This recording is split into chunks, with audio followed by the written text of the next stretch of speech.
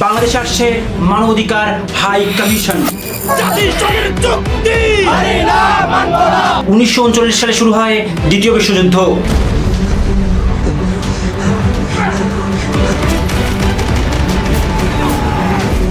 আর এর মাধ্যমেই বিশ্ব পরাশক্তি হিসাবে আবির্ভাব ঘটে আমেরিকার।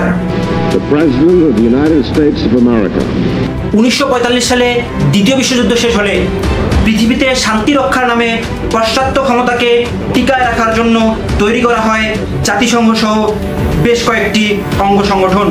এর মধ্যে অন্যতম জাতিসংঘের মানবাধিকার কমিশন।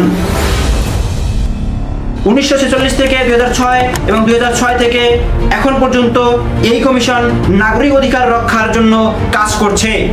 এই সংস্থা খাতায় কলমে মানবাধিকারের ঝান্ডা উড়ালেও এরা মূলত পাশ্চাত্য ক্ষমতাকে টিকায় রাখার জন্য কাজ করে।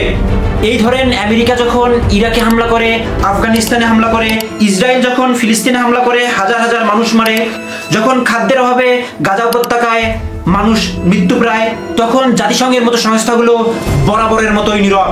সত্যি তাদের উদ্দেশ্য মানবাধিকার হয়, তাহলে প্রশ্ন ওঠে কেন ফিলিস্তিনে, কাশ্মীরে বা গাজায় গণহত্যার এই সংস্থার কোনো কার্যকর অবস্থান নেই?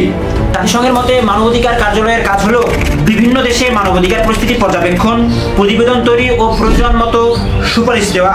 তবে বাস্তব অভিজ্ঞতা বলছে এই অফিসগুলোর বড় বাজেট আসে আমেরিকা ও ইউরোপীয় দেশগুলো থেকে, যার ফলে প্রায়শই তাদের প্রতিবেদনে পশ্চিমা রাজনৈতিক এজেন্ডার প্রতিফলন ঘটে।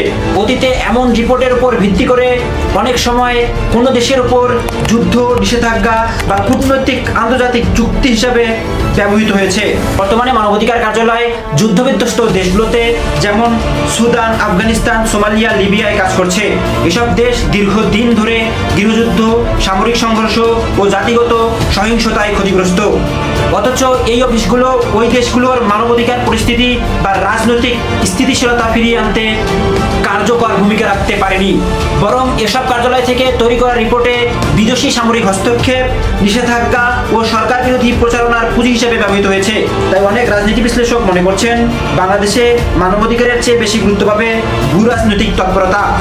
ইতিহাস বলছে যেমন ইরাক, সিরিয়া ও লিবিয়ার মতো দেশগুলোতে আগে মানবাধিকার রিপোর্ট আসে, তারপর শুরু হয় পশ্চিমা সামরিক হস্তক্ষেপ। বিশ্লেষকেরা মনে করছেন এই মিশনের আসল কাজ তথ্য সংগ্রহ এবং রাজনৈতিক অস্থিরতা সৃষ্টি করা।